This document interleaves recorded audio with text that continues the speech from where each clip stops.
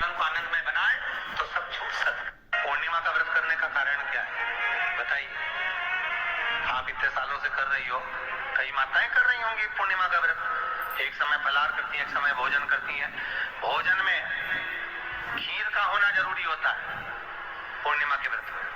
दूध की सामग्री होना जरूरी होती है पूर्णिमा के व्रत में। 12 महीने की पूर्णिमा करो मना नहीं है।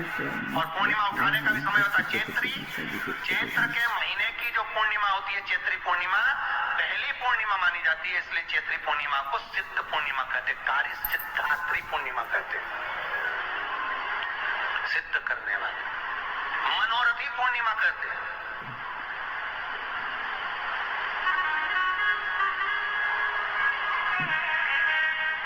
मनोरथी पूर्णिमा। इसलिए पूर्णिमा का व्रत कहां से उठाया जाता है? चैत्र के महीने की पूर्णिमा से पूर्णिमा का व्रत उठाया जाता है कि मैं महीने की पूर्णिमा करूंगी तो चैत्र पूर्णिमा से उसको उठा दिया जाता है।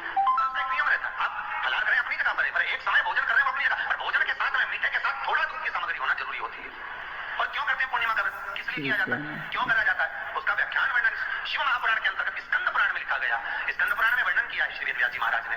कहा ये पूर्णिमा का व्रत इसलिए किया जाता है कि व्यक्ति का जब मन गलत क्रम में जाने लगता है, मन जब गलत जगह पर जाने लगता है, तो ये मन को गलत जगह पर ले जाने वाला कौन होता है? तो कहा ये चंद्र होता है। व्यक्ति की राशि के अंतर्गत, व्यक्ति की पत्रिका के अंतर्गत, व्यक्ति की ग्रह दशा के अंतर्गत जब चंद्र बेकार चलता है तो व्यक्ति अच्छा करते करते भी बेकार करने लग जाता है। चंद्र डोल रहा है। कई माताएं कहती हैं गुरुजी हमारे बेटे को आशीर्वाद दीजिए, बहुत गलत संगत में जा रहा है। मतलब समझ जाना कि चंद्र गड़बड़ जा रहा है। बेटी अगर गलत मार्ग पर जा रही है, बेटी अगर गलत संगत में जा रही है, किसी अन्य व्यक्ति को आकर्षित हो, चंद्र गड़बड़ हो रहा है, उसका चंद्र कहीं जा रहा है। कोई पुरुष, कोई लड़का, कोई गलत मार्ग पर जा रहा है, चंद्र गड़बड़ हो रहा है।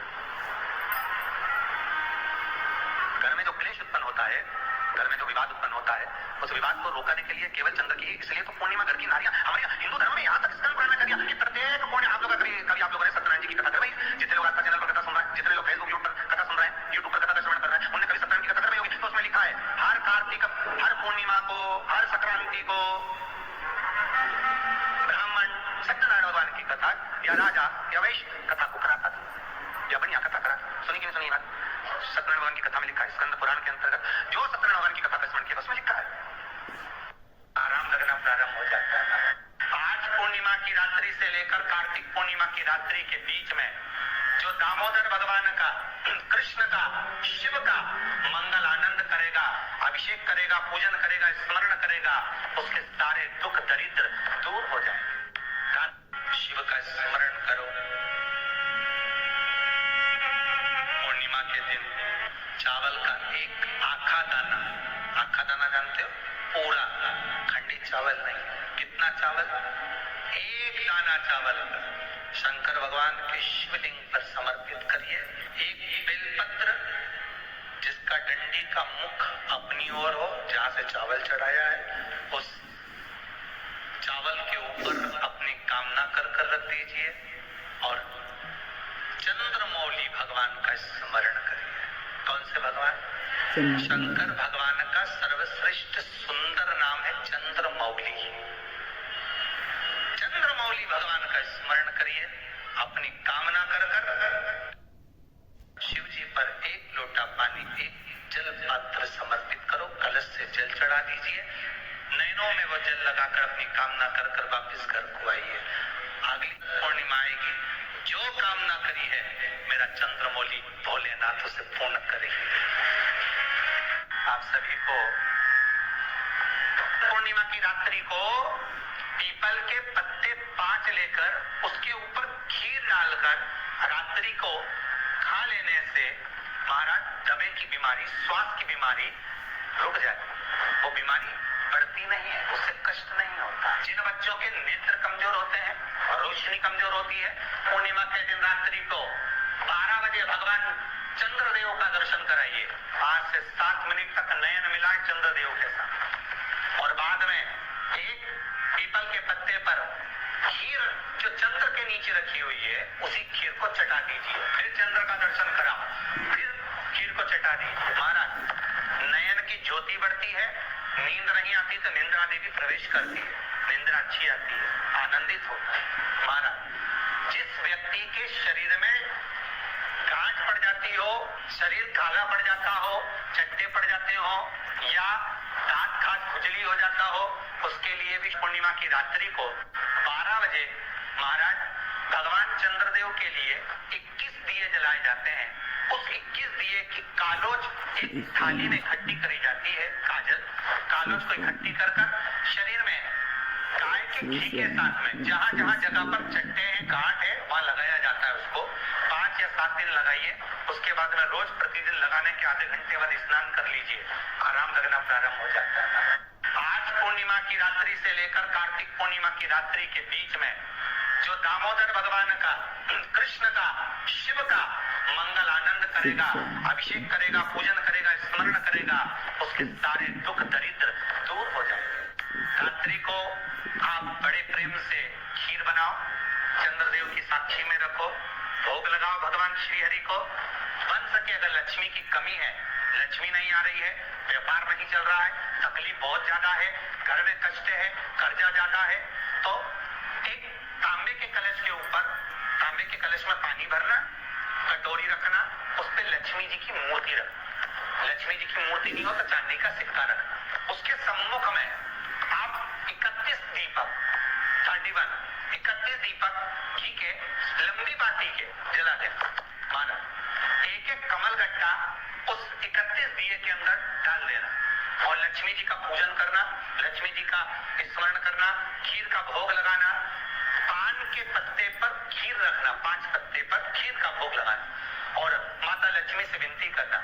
सवेरे 4 बजे तक वो रखे रहने देना। सुबह 4 बजे वो उठाना, लक्ष्मी को वापिस तिजोरी में या सिक्का हो तो उसको अलमारी में रख देना। जो खीर बनी है वो प्रसाद के रूप में सुबह 8 बजे, 10 बजे, 9 बजे जब खाना हो प्रेम से खाना।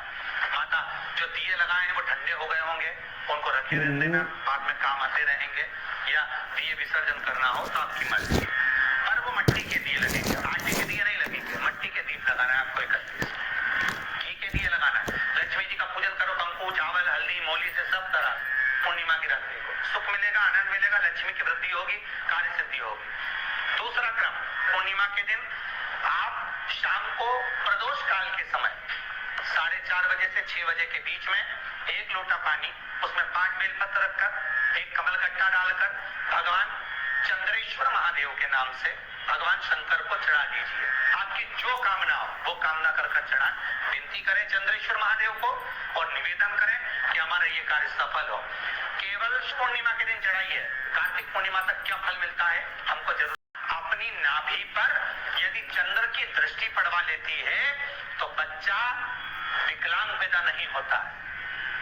गर्भ से जो बालक होगा श्रेष्ठ होगा, विद्वान होगा, चतुर होगा, पढ़ने में होशियार होगा, क्योंकि ये चंद्र की किरणें जब समुद्र में उछाल ला सकती हैं तो आपके जीवन में भी तरक्की ला सकती है, उछाल ला सकती है।